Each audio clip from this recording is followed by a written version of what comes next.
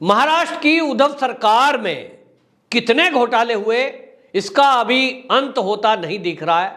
घोटाले दर घोटाले खुलते जा रहे हैं, जहां एक तरफ नवाब मलिक, अनिल देशमुख और फिर अब संजय राउत ईडी की गिरफ्त में है। संजय राउत भी इस समय ईडी के शिकंजे में है। और अब कांग्रेस के एक महाराष्ट्र के नेता और महाविकास अघाड़ी में मंत्री, उनका नाम सामने आया है असलम शेख। ये असलम शेख के बारे में पता चला है कि इन्होंने 1000 करोड़ रुपए का घोटाला किया है। जी हां, ये 1000 करोड़ रुपए का घोटाला घपला इस तरह का है जिसका खुलासा भारतीय जनता पार्टी के लीडर किरीट सोमैया ने किया है। काफी दिन पहले किरीट सोमैया ने, जब उद्धव ठाकरे मुख्यमंत्री थे, उसी समय इस घोटाले का खुलासा करते हुए बताया था कि किस तरह से समुद्र के किनारे, जहां पर्यावरण की तरफ से बिल्कुल मनाही है सख्त, जिस एरिया में कोई निर्माण कार्य नहीं कर सकता, उस क्षेत्र में बाकायदा इन्होंने एक स्टूडियो का निर्माण कर दिया जिसमें फिल्मों की शूटिंग होती है, और वहीं पे एक घर भी बना दिया। जिस तरह से समुद्र के किनारे अतिक्रमण किया गया, पर्यावरण के नियमों को ताक पे रख के वहां निर्माण कार्य हुआ, इसको लेकर के किरीट सोमैया ने मुख्यमंत्री उद्धव ठाकरे को इसकी जानकारी दी थी। और पर्यावरण मंत्रालय ये आदित्य ठाकरे के पास था, उम्मीद थी कि इस पर कार्रवाई होगी, लेकिन कोई कार्रवाई नहीं हुई। तब किरीट सोमैया ने इन सारे पेपरों को पर्यावरण विभाग को लिखा और फिर उसके बाद जो ये केंद्र सरकार है इसके पास भेजा गया इस जांच के लिए, इस जानकारी के लिए। हालांकि इस मामले में अभी ईडी की एंट्री बाकी है, क्योंकि ये दस्तावेज ईडी तक को दिए गए। किरीट सोमैया ने यह दावा किया था कि यह हजारों करोड़ रुपए का घपला घोटाला है, जिसमें ये असलम शेख समेत उद्धव ठाकरे और इनके जो बेटे हैं उनकी इन्वॉल्वमेंट है, और इसलिए इस मामले की जांच सीबीआई या ईडी से की जाए। अब इस मामले में एकनाथ शिंदे सरकार ने एक्शन लिया है, और एकनाथ शिंदे सरकार ने एक्शन लेते हुए बीएमसी को और कलेक्टर जो है मुंबई के, उनको सख्त एक्शन लेने के लिए इस मामले में कहा है। उन्होंने ये कहा है, एकनाथ शिंदे ने, कि इस मामले में घपला घोटाला हुआ है, नियमों को तोड़ा गया है।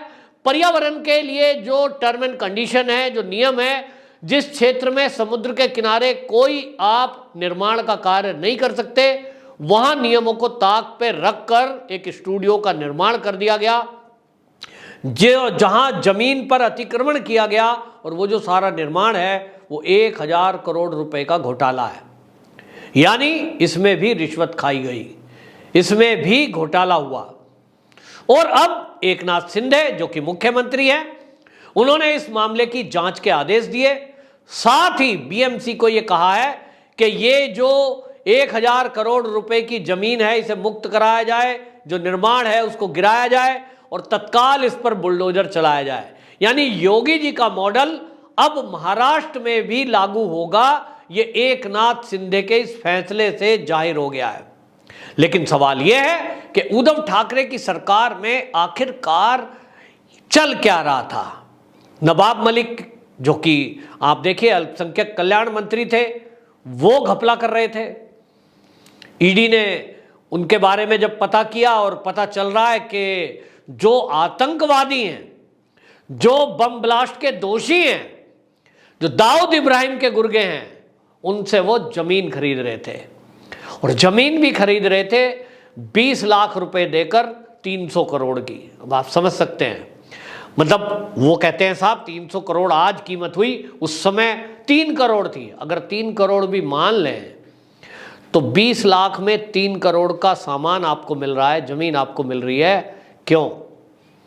इसीलिए जिस तरह से पत्राचाल में अब घोटाला खुल रहा है कि संजय राउत को इसलिए रिश्वत दी गई कि वो मामले में चुप रहे।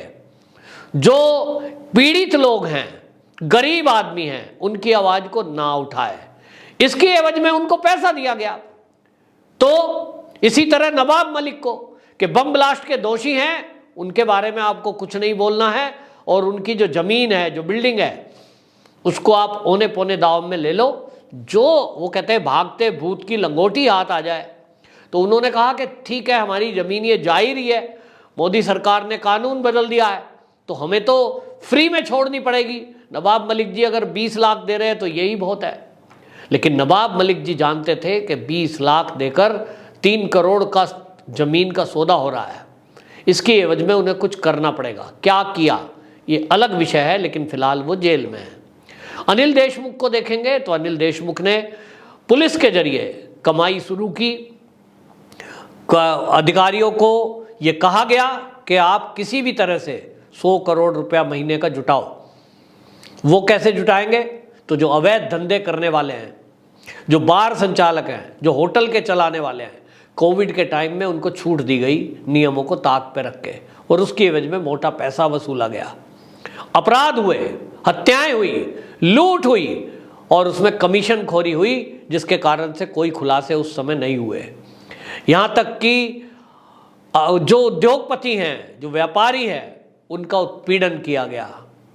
तो ये घोटाले करने के लिए महाविकास आघाड़ी के साथ मिलकर के ये सरकार बनी थी, ये सवाल है।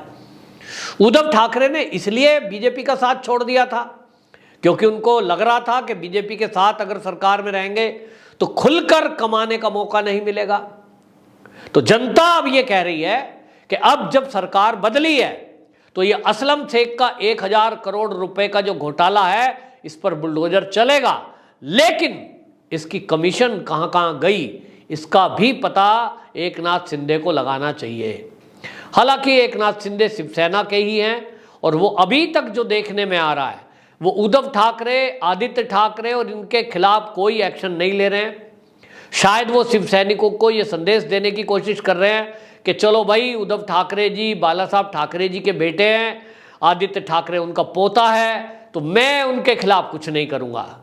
लेकिन एकनाथ शिंदे जी को यह समझना चाहिए कि यदि महाराष्ट्र की जनता उनके सपोर्ट में खड़ी हुई, उनको असली शिवसैनिक मान रही है, तो वो इसलिए भी सपोर्ट कर रही है, वो चाहती है कि महाराष्ट्र के जो दोषी हैं, जो भ्रष्टाचारी हैं, जिन्होंने घपले घोटाले किए, जिन्होंने अपराधियों के साथ मिलकर के पैसे कमाने का काम किया, जनता को कोई लाभ नहीं दिया, उनके खिलाफ अगर एकनाथ शिंदे जी ने कोई कार्रवाई नहीं करी तो निश्चित जानिए कि एकनाथ शिंदे को भी किनारे कर दिया जाएगा।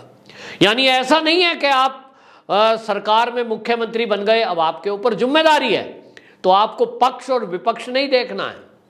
इस मामले में आप उत्तर प्रदेश सरकार में योगी आदित्यनाथ जी से शिक्षा ले सकते हैं।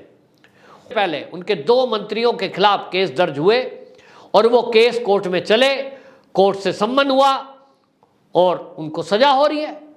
आशीष मिश्र टेनी के मामले में हमने देखा कि किस तरह से अजय मिश्र टेनी, जो कि गृह राज्य मंत्री हैं, उनके बेटे पर जब इल्जाम लगा तो यूपी गवर्नमेंट हो या केंद्र की मोदी सरकार, उन्होंने उनके परिवार के उस बेटे को, यानी गृह राज्य मंत्री के बेटे को बचाने की कोई कोशिश नहीं करी। चाहते तो बचा लेते थे, पुलिस प्रशासन सब कुछ तो अंडर में है, तो इसलिए नहीं बचाया क्योंकि वो एक नई तरह की सरकार, नई तरह की सत्ता, उसका उदाहरण बनना चाहते हैं। और भारतीय जनता पार्टी इस तरह के एक उदाहरण प्रस्तुत करना चाहती है कि वो अपराध के साथ नहीं है, जो एजेंसियां हैं वो अपना काम करेंगी और आज़ादी के साथ करेंगी।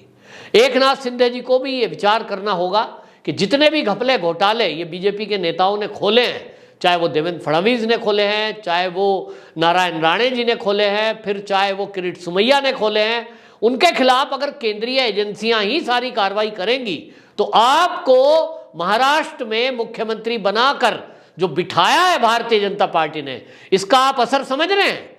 भारतीय जनता पार्टी के नंबर बढ़ रहे हैं क्योंकि केंद्र सरकार की एजेंसियां काम कर रही हैं, लगातार छापेमारी कर रही हैं। लेकिन अगर महाराष्ट्र में एकनाथ शिंदे इस तरह की कोई कार्रवाई नहीं करेंगे कि वो शिवसेना का है इसलिए मैं उसको छोड़ दूं, उद्धव ठाकरे बाला साहब ठाकरे जी के बेटे हैं इसलिए मैं उनको छोड़ दूं, तो वो समझ लें कि एकनाथ शिंदे का ही ये ग्राफ नीचे जा रहा है और उन्हीं की छवि को नुकसान होगा। तो ये एकनाथ शिंदे को भी समझना होगा कि बीजेपी ने उनको मुख्यमंत्री बनाया है, इसका मतलब उन्होंने तो संदेश साफ दे दिया कि हमने आपको जिम्मेदारी सौंप दी, अब जो चाहे आप फैसले करें।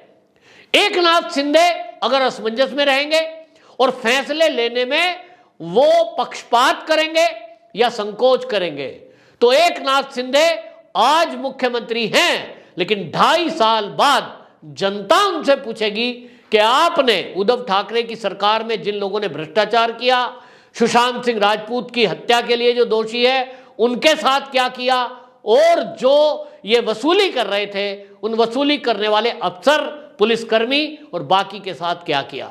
तो एकनाथ शिंदे को ये विचार करना होगा और अपनी छवि स्पष्ट दिखानी होगी कि मैं एक ऐसा मुख्यमंत्री हूं जो बिना पक्षपात, राग और द्वेष उसके मैं कार्रवाई करता हूं जिसकी उन्होंने शपथ ली है। अगर ऐसा करेंगे तो छवि बच पाएगी, वरना ये एकनाथ शिंदे के लिए अच्छा नहीं है। बहरहाल शिवसेना के लीडर के लिए ये एक बुरी खबर है। निश्चित रूप से अगला ईडी का जो शिकंजा है वो इस असलम शेख पर कसने जा रहा है, और सूत्रों की माने तो अब असलम शेख जो कि उद्धव ठाकरे सरकार में मंत्री थे, जेल जाना तय है। वंदे मातरम।